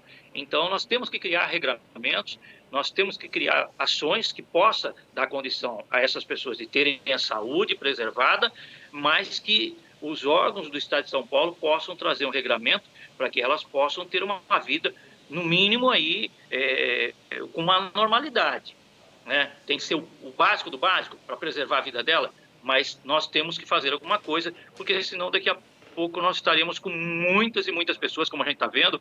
Nós tivemos aqui em Barretos, infelizmente, a esposa de um enfermeiro, que ele chegou em casa e a esposa estava, uma senhora nova, ela se enforcou. Então, por que ela se enforcou? Pela pressão que ela está, nesse momento, passando. O esposo dentro do hospital, muitas pessoas já pegando a doença, outros, que nem nós tivemos uma morte aqui de um enfermeiro. Então, tudo isso cria uma situação que as pessoas precisam se comunicar, que as pessoas precisam ter o básico do básico para poder ter um escape para não se criar aí uma nação de pessoas problemáticas. Infelizmente, a doença trouxe isso para a gente e nós estamos debatendo muito nessa questão de criarmos situações do Estado, que o Estado possa beneficiar de alguma forma as pessoas para que elas venham novamente a ter uma vida, que nem o comércio. O comércio nós já estamos aí com um tempo muito grande paralisado. Então nós precisamos mudar isso aí, nós precisamos abrir com restrição, se não pode vir 100%, mas que possa vir 20%, 30%. As igrejas, nós estamos tendo aí um grande debate, porque as igrejas sempre foi, até nas guerras, né, meio guerra, elas sempre estiveram abertas, porque eram um local de refúgio das pessoas. E em muitos lugares as igrejas estão com as portas lacradas, entende? Todos os meios, a igreja católica, a evangélica, as outras religiões estão fechadas. E quem dá suporte a essas pessoas? Quem dá suporte ao psicológico, quem dá suporte, muitas vezes, a uma cesta básica, né? Então, nós estamos numa grande ação junto à Assembleia Legislativa do Estado de São Paulo para que possamos ter, o mais rápido possível, o retorno à vida das pessoas. A gente tem visto aí, né, deputado, como o senhor mesmo diz, o parlamento muito preocupado com a questão emocional das pessoas, né, não só dos idosos, mas das mulheres, das crianças, enfim.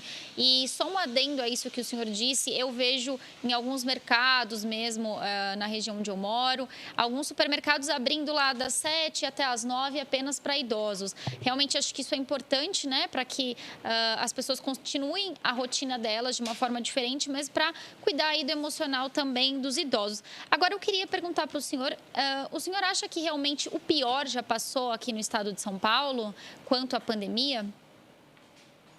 Então, o pior era justamente que acontecesse mortes. Nós tivemos países, aqui na América Latina mesmo, tivemos alguns países que, infelizmente, eles não se precaveram e o número de pessoas infectadas foi muito maior do que o que existia de condição da saúde para tratá-los. Então, essas pessoas, elas ficaram na rua, teve locais que a família não tinha como enterrar o seu familiar que veio a falecer, deixava o caixão da pessoa na rua. Então, isso criou um transtorno no país. No estado de São Paulo, nós tínhamos uma previsão por órgãos internacionais de um grande número de mortos. Isso não ocorreu graças ao quê?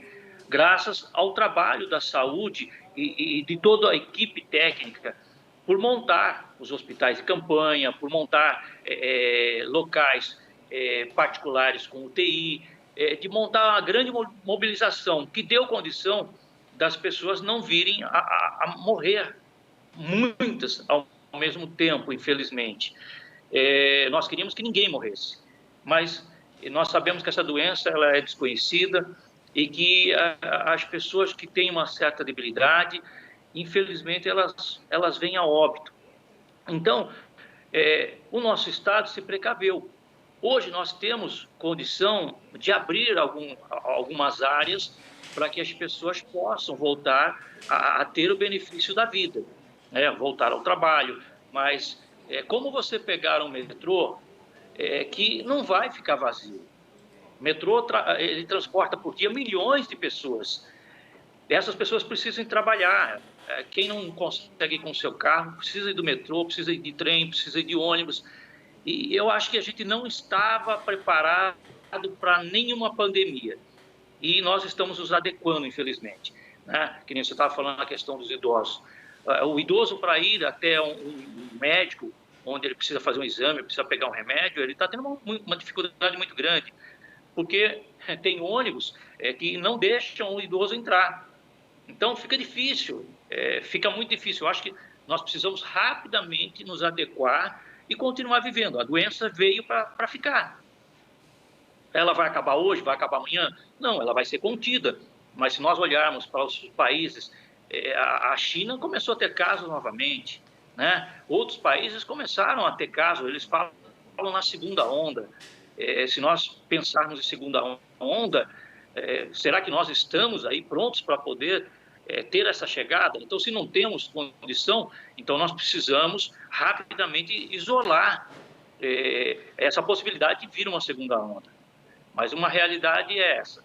Nós precisamos ter cuidados próprios, nós precisamos usar máscara em todos os locais que formos, que houver aglomeração. Nós precisamos estar preocupados em não estar em acúmulo de pessoas. Nós precisamos ter o álcool gel para que quando entremos em um determinado local, que não é um local conhecido pela gente, possamos passar o álcool gel na mão, possamos lavar as mãos, lavar o rosto, muitas vezes com a água e sabão, e aprender. Nós aprendemos tantas coisas na vida, né? O sarampo, esse ano, ano passado, apareceram casos, mas o sarampo estava extinto no nosso país. E nós estamos lutando contra isso, contra muitas outras coisas, o H1N1, que agora estão achando modificações dessa gripe. Mas se se você toma a vacina no começo do ano, você já tem uma certa imunidade, você já está apto a estar em locais que outras pessoas não estão, né? Então, eu acho que é questão de educação. Nós precisamos nos educar. Os asiáticos se educaram. Olha o número de casos que eles tiveram e olha o número de casos que nós estamos tendo no Brasil, infelizmente.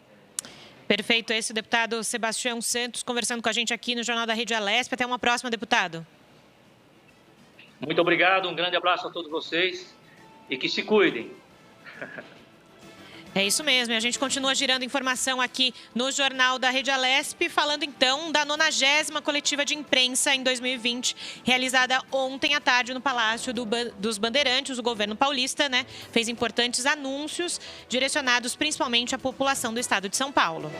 Foi lançada uma plataforma virtual para triagem de voluntários que desejam participar de testes de uma vacina em desenvolvimento contra o coronavírus. O diretor-presidente do Instituto Butantan, Dimas Covas, deu os detalhes dessa iniciativa. Nós estamos hoje anunciando mais uma fase dos testes para a vacina, anunciando que na semana passada houve a aprovação do projeto pela CONEP, Comissão Nacional de Ética em Pesquisa. Os 12 centros participantes também já tiveram os protocolos clínicos aprovados e agora nós iniciamos um processo de conscientização da sociedade, de informação para essas pessoas que poderão se voluntariar, mas sempre considerando que o estudo clínico ele tem que se cercar de cuidados éticos.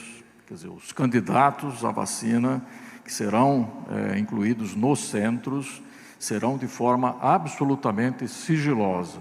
Quer dizer, isso não é acessível à imprensa, quer dizer, muitos gostariam até de acompanhar esse processo, mas o processo de inclusão, ele é um processo sigiloso e não é possível dar acesso aos candidatos por qualquer meio possível, né, porque isso pode interferir na própria condução do estudo.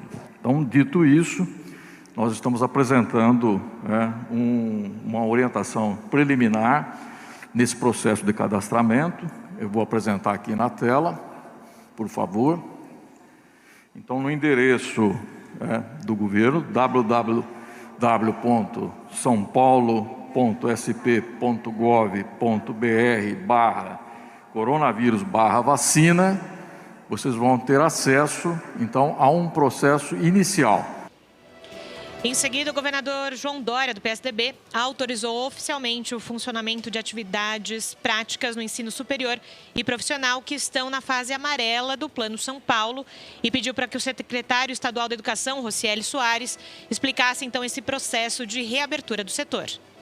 Em relação à primeira regra específica, educação complementar, algo que se decidiu é que ela vai para o Plano São Paulo.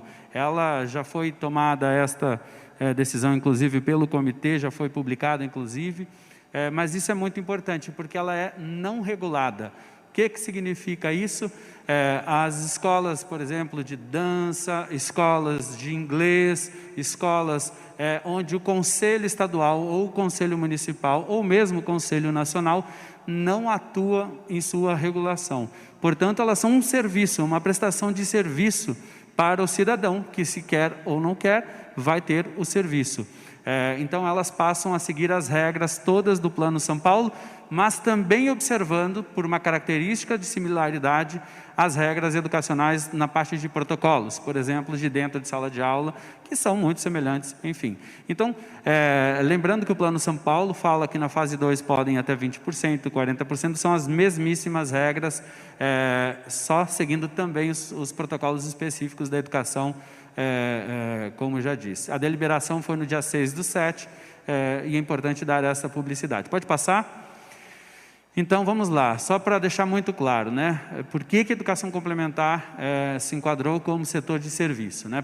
Porque são cursos livres. Uma escola de inglês pode fazer em 8 semestres, em 4 semestres, em 3 semestres, em quantos eles quiserem. O ensino médio, não. Você tem um currículo, você tem um regramento que precisa ser seguido, que é diferenciado. Cursos livres, como cursos de curta duração, que Sistema S, como Paula Souza e outras instituições, inclusive privadas, ofertam reforço escolar, aulas de dança, como já citei, música, entre outros, também se enquadram, pois não tem uma regulação direta. Lembrando que tem que seguir o protocolo de qualquer maneira. Cursos não regulados por nenhum dos conselhos, como já citei, atividades comerciais, no final das contas, como uma venda de um serviço que difere totalmente da educação regulada. E cursos, em geral, são de curta duração aqui, né? Nós estamos falando de cursos de curta duração, cursos livres, que não são comparados ao ensino técnico, que eu vou falar agora, junto com o ensino superior. Terminando já, governador, pode passar. A regra específica, então, número 2, nós estamos falando do ensino da educação superior e profissional. E aqui não os cursos livres, sim os cursos de longa duração. Curso técnico, onde, por exemplo, a Paula Souza faz, ou outra instituição como o Sistema S faz, que são os cursos de longa duração. Qual que é o grande desafio? Nós temos um gargalo importante na área da saúde, na área dos cursos técnicos, onde educação à distância não consegue dar conta de tudo. Aquelas disciplinas que são mais teóricas, você consegue trabalhar com educação mediada por tecnologia, educação à distância. Mas o curso prático, o estágio supervisionado, por exemplo, de um futuro médico, o internato de um médico, o internato é fundamental para a formação. E se nós não tivermos esse ciclo funcionando, nós vamos ter uma menor entrada de futuros médicos e um hiato de formação de profissionais da saúde. Então, qual foi a decisão?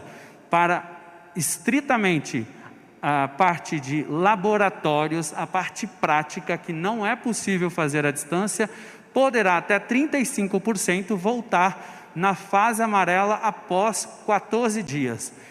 Vou dar um exemplo muito claro. A cidade de São Paulo já está há mais de 14 dias no amarelo. Portanto, a universidade, se desejar, poderá voltar com a atividade da área de saúde nesses cursos, por exemplo, que citei, de estágio supervisionado, internato. Ou no curso de engenharia, que eventualmente tem a disciplina extremamente laboratorial. Ou Paula Souza também tomar essa decisão.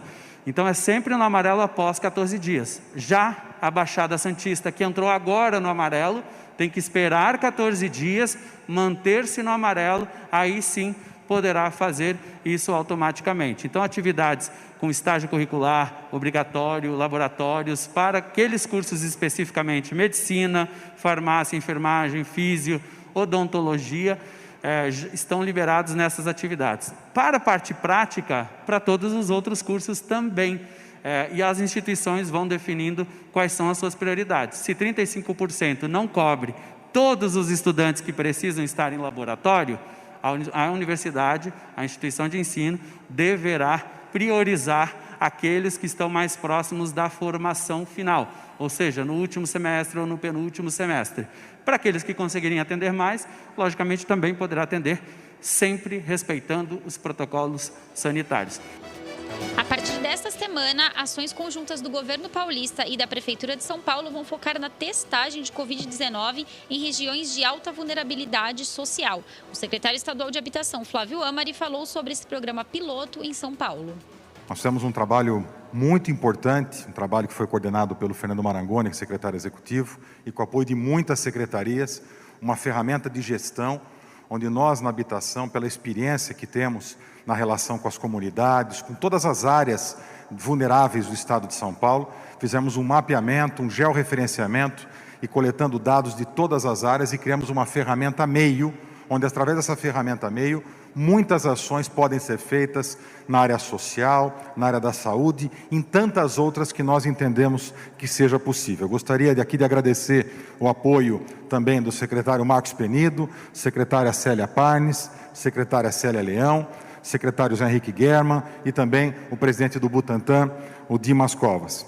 e nós fizemos, através com essa ferramenta, a coleta de todas as informações, com esse georreferenciamento, criando áreas voltadas agora aqui na epidemia, na pandemia, os dados todos das pessoas hospitalizadas, dos óbitos que aconteceram no estado todo de São Paulo, e através desse mapa, nesta ação específica na área da saúde, um direcionamento, um apoio também, para que a gente possa fazer essas testagens e também outras ações decorrentes dessa ação.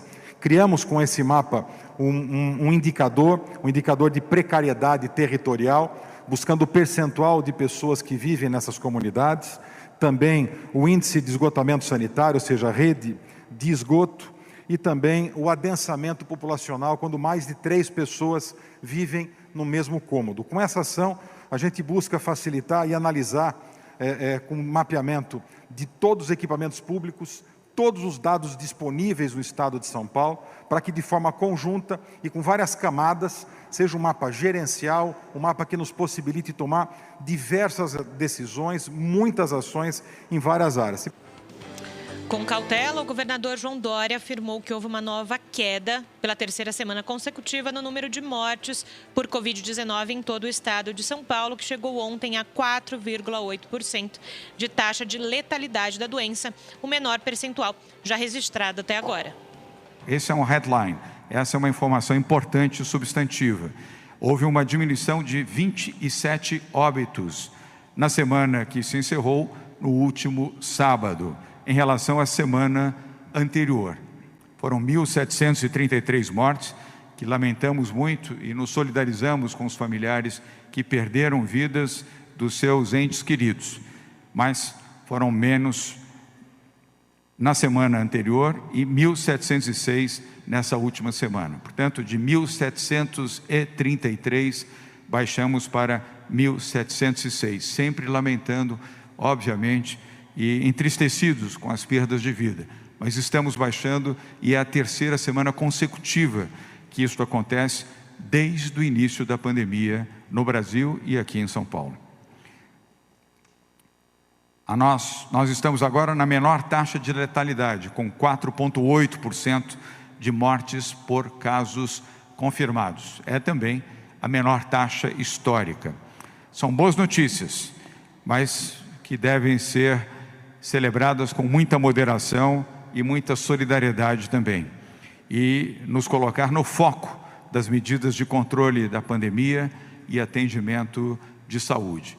Não é hora para festejar, não é hora para sair, para comemorar, absolutamente nada. É hora para estarmos concentrados, seguindo a orientação da saúde e orando pela redução, como tem ocorrido nas últimas 3 semanas, do número de óbitos em São Paulo. O governador João Dória também ressaltou que o estado já arrecadou mais de 816 milhões de reais em doações da iniciativa privada para o combate ao novo coronavírus.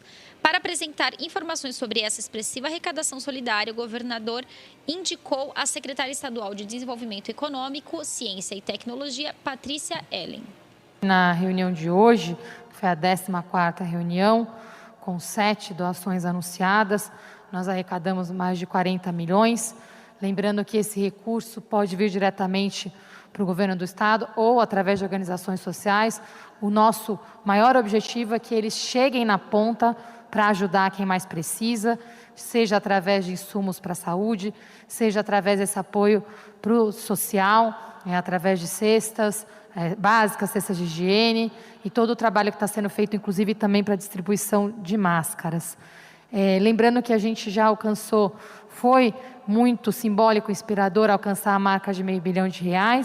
Nós agora estamos com 816 milhões de reais, né? Estamos aqui inspirados e muito comprometidos. É um exemplo de como o setor público e privado podem trabalhar juntos para mitigar os efeitos da crise, trabalhando em parceria, né? E principalmente para apoiar as pessoas menos favorecidas. Queria aproveitar para relembrar também e agradecer a toda a população pelo esforço que estão todos fazendo. O isolamento social desse sábado e domingo foi mais uma vez uma prova de que estamos fazendo esse esforço para retomar as atividades econômicas de forma responsável.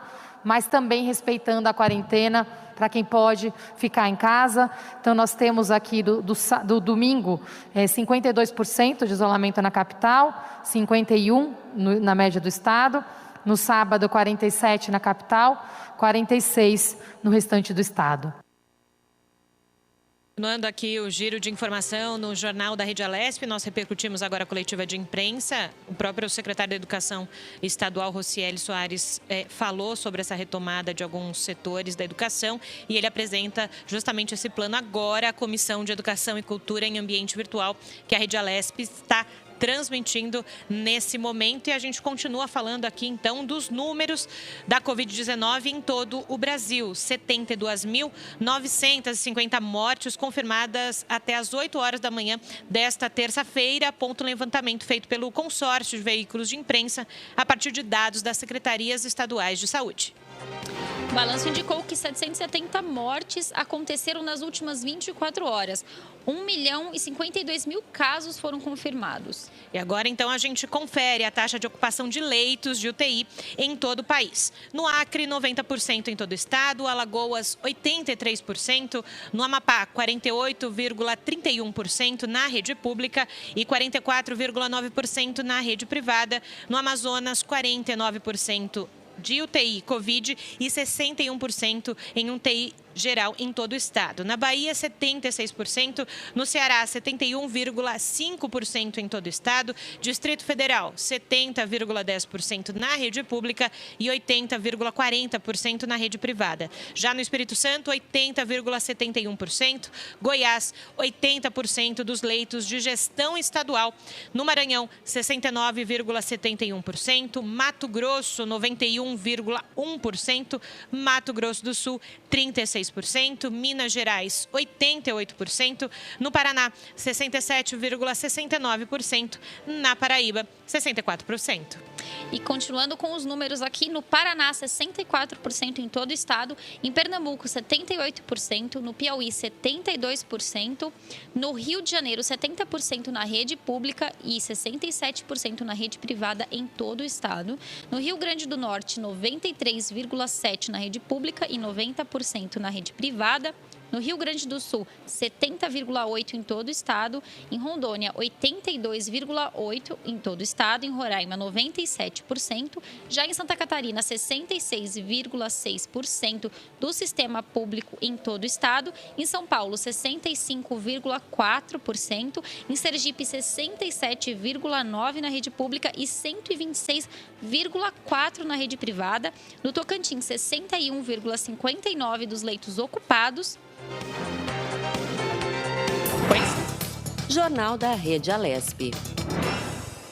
Pois é, a gente sempre levando a você que está em casa a informação mais precisa de momentos, então falando dessa taxa de UTI em todo o Brasil, que é o mais importante nesse momento da Covid-19. A gente vai para mais uma entrevista aqui no Jornal da Rede Alesp.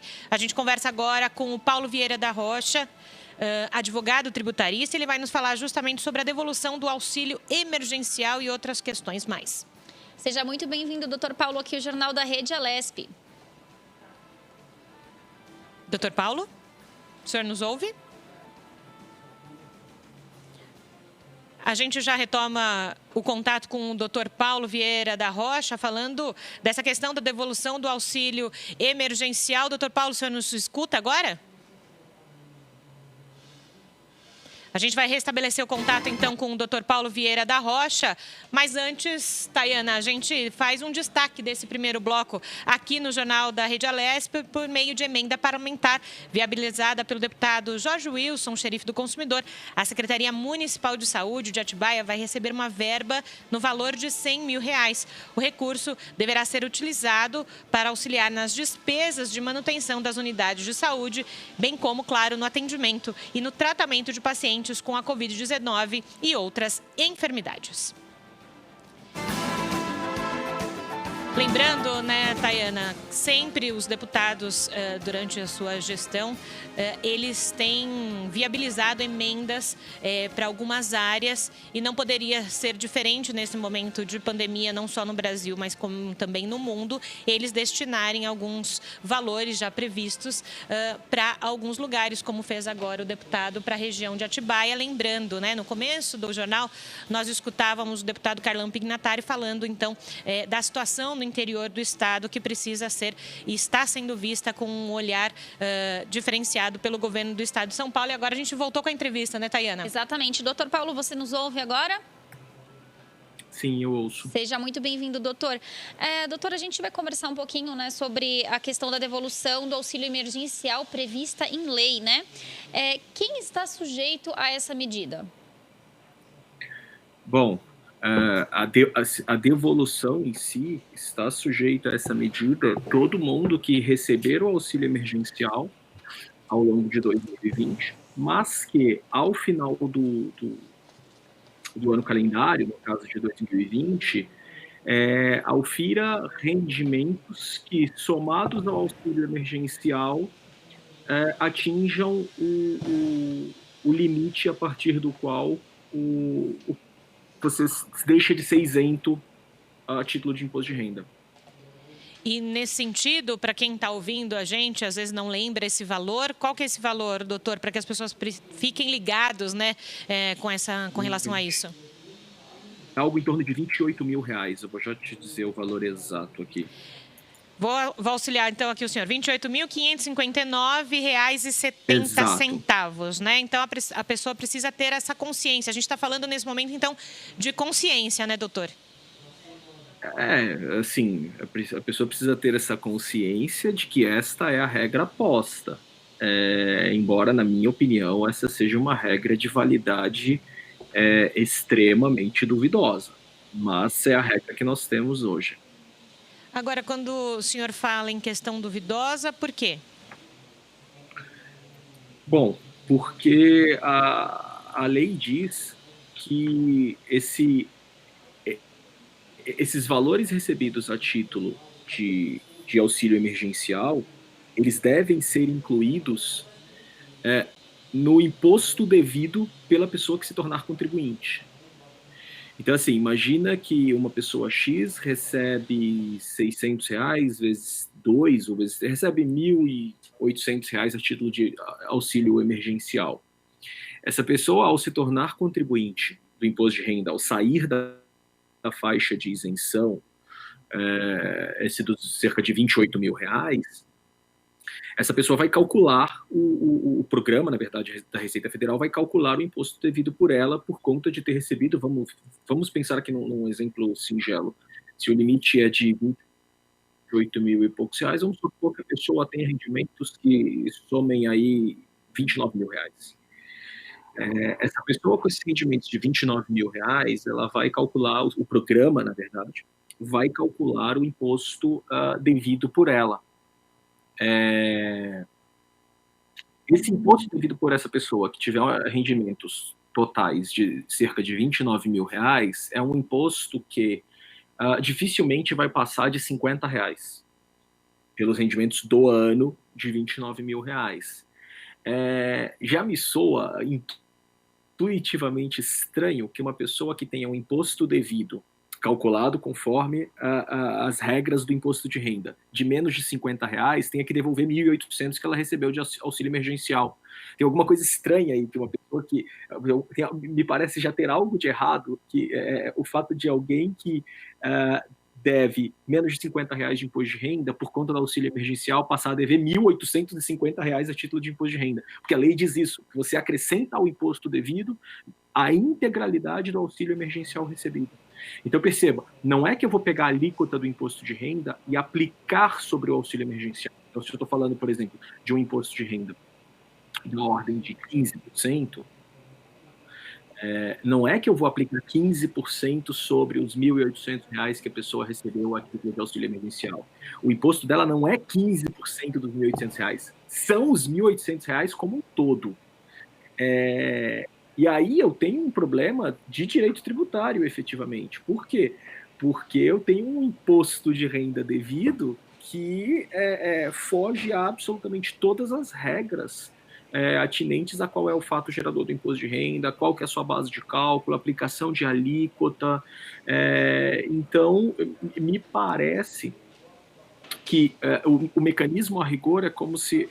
a rigor isso é uma doação, a rigor isso é transferência de renda, mas me parece que o que a lei fez foi transformar a devolução desta, entre aspas, doação em imposto de renda. E com isso ela submete a devolução dessa doação a regras tributárias, que na minha opinião não poderiam ser aplicáveis ao caso, simplesmente porque isso não é imposto devido. Imposto devido, em geral, imposto de renda devido é resultado da aplicação de uma alíquota a uma base de cálculo. Eu não estou aplicando alíquota nenhuma aos R$ 1.800, eu simplesmente estou dizendo que os R$ 1.800 são imposto devido. Então, esse é um primeiro ponto. O segundo ponto, me parece, de certo modo, quase que um pouco um desestímulo à pessoa oferir renda em 2020. Eu tenho um efeito aí de desestímulo que me parece muito negativo, que num momento como esse, tudo que se deseja para a população é que as pessoas se recuperem do momento de aguda crise econômica que as famílias vivem, que as pessoas vivem. E aí o desestímulo que eu tenho se você recebe um auxílio emergencial, você tome muito cuidado ao se recuperar, porque na verdade vai ser ruim para você, a depender do nível de rendimento que você consiga oferir para se recuperar dessa profunda crise econômica, você na verdade vai ter um impacto financeiro muito maior do que você pode imaginar, que é o próprio imposto de renda, porque, repito, o imposto de renda ele incide com tabela progressiva, que começa a incidir a partir desses 28 mil e poucos reais, e ele vai se aplicar uma alíquota de 7,5% até 27,5%. No caso, esses R$ 1.800 eles estão sendo devolvidos em 100%. Então é quase como se eu estivesse falando de um imposto de 100%, pelo menos sobre essa parcela. Eu sei que não é isso. A rigor, eu estou mandando a pessoa devolver o que ela recebeu como doação. Então, a rigor, isso não é imposto de renda. Mas, repito, a lei trata como se imposto de renda fosse, tanto que ela manda adicionar o imposto devido.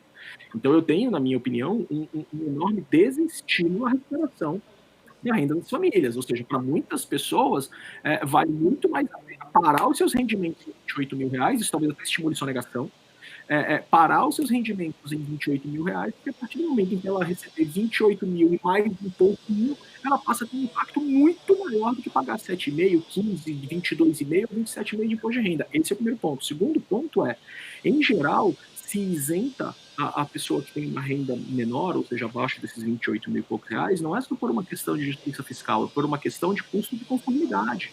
Apurar imposto de renda é difícil, é bastante difícil. A maioria das pessoas precisa de auxílio para isso. Então, se eu tenho uma camada da população que, em geral, tem uma renda muito baixa e que, em geral, tem um menor nível de escolaridade, tem menor acesso ao próprio computador, à internet e coisas do tipo, o que eu estou fazendo, e isso me parece um lado muito perverso dessa medida, é que, a partir do momento, ou seja, quem é que recebe auxílio emergencial? Os mais frágeis, aqueles que estão em situação social e econômica mais frágil. Então, eu posso imaginar que a grande maioria dessas pessoas tem menor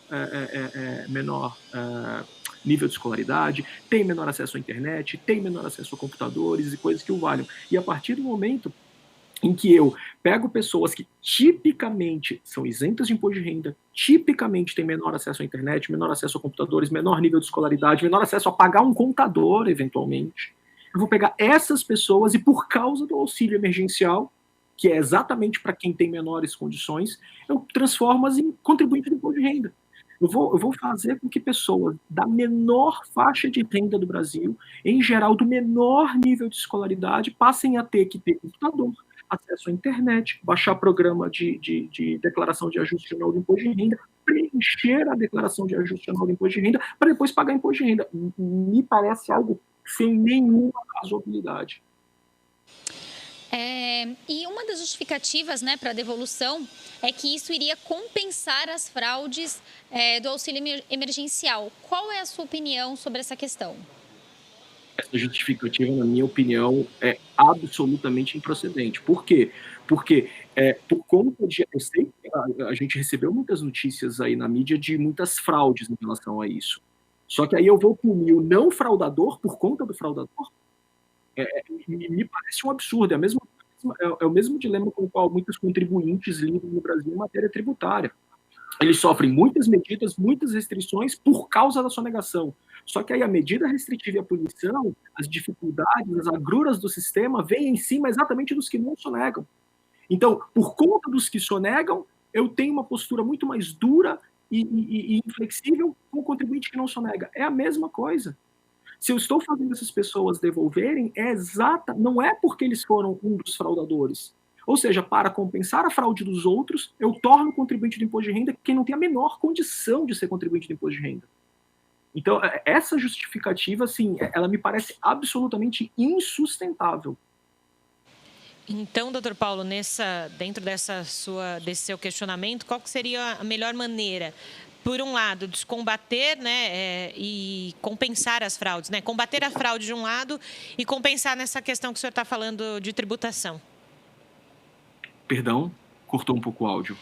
Dentro disso que o senhor está falando para a gente, né, essa questão de que aquelas pessoas que receberam o auxílio porque necessitam, depois ter que devolver, né, qual que seria, então, uma maneira mais eficaz, de um lado, de combater essas questões de fraude e, do outro, né, de compensar essa questão de devolução de auxílio emergencial? Olha, na minha opinião, simplesmente não tem que devolver. Não tem que devolver. No exato momento em que a pessoa recebeu esses valores, ela precisava disso. Isso tinha caráter alimentar. O Poder Judiciário, inclusive o Supremo Tribunal Federal, eles têm uma jurisprudência bastante sedimentada no sentido de que, para servidores públicos, por exemplo, o recebimento de valores indevidos, quando tem caráter alimentar, não estão sujeitos à devolução. Então, imagine que eu sou um servidor público que recebo valores indevidamente acrescentados ao meu salário, aos meus vencimentos, por 5, 10 anos, e um dia descobrem, claro, não teve uma fé da minha parte, mas um dia descobrem que era indevido. Em geral, eu não sou especialista em direito administrativo, mas até onde eu me lembro, essas pessoas não precisam devolver esses valores, porque se presumem que elas literalmente comeram com esses valores, ou seja, esses valores têm caráter alimentar, esses valores foram comidos pela pessoa. Então não faz o menor sentido que nesse momento a pessoa que precisa receber um auxílio emergencial de R$600 para viver, ela está numa situação de extrema necessidade. Eu acho que a gente pode razoavelmente presumir que esses valores foram literalmente comidos, que eles foram utilizados para as necessidades mais básicas do ser humano. Então, pelo simples fato de que ela depois começa um processo de recuperação econômica daquela família, ela precisa devolver aquilo que ela usou para comer, já me parece absurdo. Simplesmente não deveria haver essa devolução. Agora, o que precisa haver, sim, é uma busca, uma investigação e uma repressão muito severa às fraudes. Mas uma coisa não tem absoluta relação com a outra. A devolver o auxílio de quem precisa, obrigar quem precisou efetivamente daquilo a devolver por conta de gente que recebeu sem precisar, são coisas absolutamente desconectadas. O que me parece, sim, é que é necessário investigar, reprimir severamente quem recebe o auxílio sem precisar.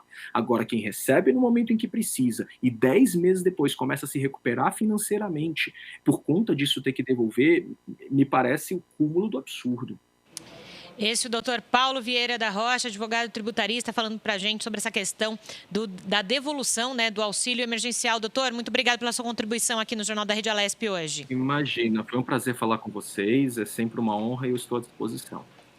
Perfeito, um tema muito importante, uma prestação de serviço para você que está em casa acompanhando toda a nossa programação e o Jornal da Rede Alesp, informando tudo o que acontece nesse momento no Brasil e no mundo com relação à pandemia da Covid-19. Vai para o intervalo, não é, Tayana? Exatamente, vamos dar uma paradinha, mas voltamos já já, não saia daí.